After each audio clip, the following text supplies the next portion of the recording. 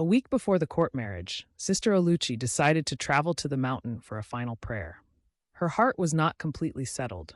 Something inside her still longed to hear clearly from God one more time. That night, she had a dream. In the dream, she saw Brother B carrying a white container of water. From the outside, the container looked clean and pure. But when she looked inside, the water was very dirty. Sister Oluchi pleaded with him, "Brother B, please wash the container and get fresh water. The journey is far. We cannot travel like this." But Brother B refused.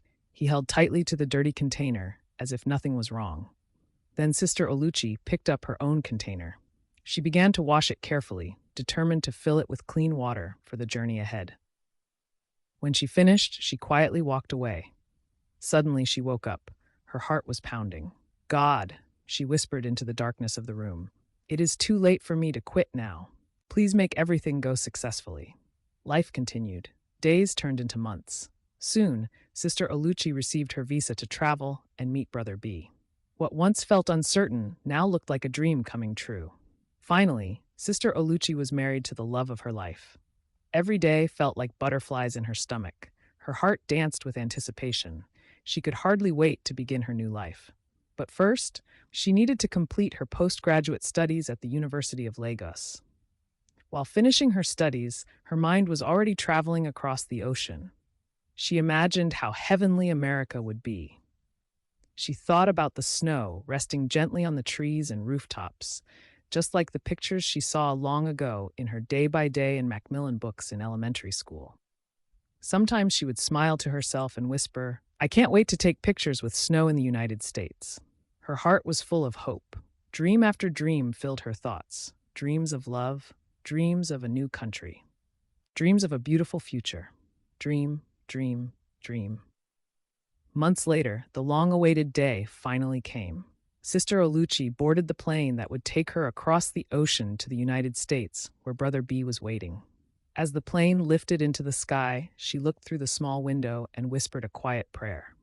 "God, thank you. Let this new chapter be blessed." Her heart was filled with excitement. Everything she had dreamed about since childhood was beginning to unfold. The journey felt surreal. After many hours in the air, the plane finally landed in America.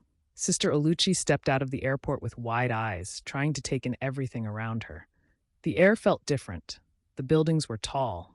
The roads were wide. Even the silence felt different from the busy streets of Lagos. Then she saw him. Brother B, he waved and smiled as he walked toward her. In that moment, all the distance, the waiting, and the prayers felt worth it. "Welcome," he said. Just like that, Sister Oluchi was finally reunited with her husband. The first few days felt like a beautiful dream. She admired everything around her: the quiet neighborhoods, the orderly streets, the tall trees lining the roads. When Sister Oluchi finally settled in with Brother B, she began to look around with curious eyes. Something felt different. The America she had imagined all her life did not quite look like the America in front of her. One morning, she looked outside and sighed. No snow, just sunshine. She looked at the trees again. Still no snow. The ground was dry. The streets were normal. Cars passed quietly, people minded their business, and life moved on as if nothing extraordinary was happening. Oluchi frowned slightly. "Is this the America I have been hearing about all my life?" she wondered. Where was the snow she had dreamed about since elementary school? The snow she saw in her day-by-day and Macmillan books? Where were the white trees and frozen streets? She had even imagined herself taking pictures, wearing a big coat and smiling while snowflakes fell gently around her. But here she was in California, and the sun was shining like Lagos in December. Then another childhood myth slowly faded. She looked carefully at the streets whenever they drove around. No money on the ground, no dollars flying in the air, no easy riches waiting for anyone who arrived. Just people waking up early, going to work, paying bills, and minding their business. One day she jokingly said to Brother B, "So where's the money on the street that people used to talk about?" Brother B laughed. "Money on the street? In America, you work for every dollar." Oluchi smiled, but inside she was slowly adjusting. America was not the magical land she had imagined as a little girl reading storybooks under the mango trees. There was no snow in California. There was no money lying on the streets. Life here looked ordinary, disciplined, structured. Still, she comforted herself. It's okay, she thought. Maybe the real beauty of America is not what I imagined. After all, she had come for love, and she believed she had married the love of her life. For now, Sister Oluchi was still living inside the sweetness of newly married life, the butterfly feeling that made every day seem hopeful.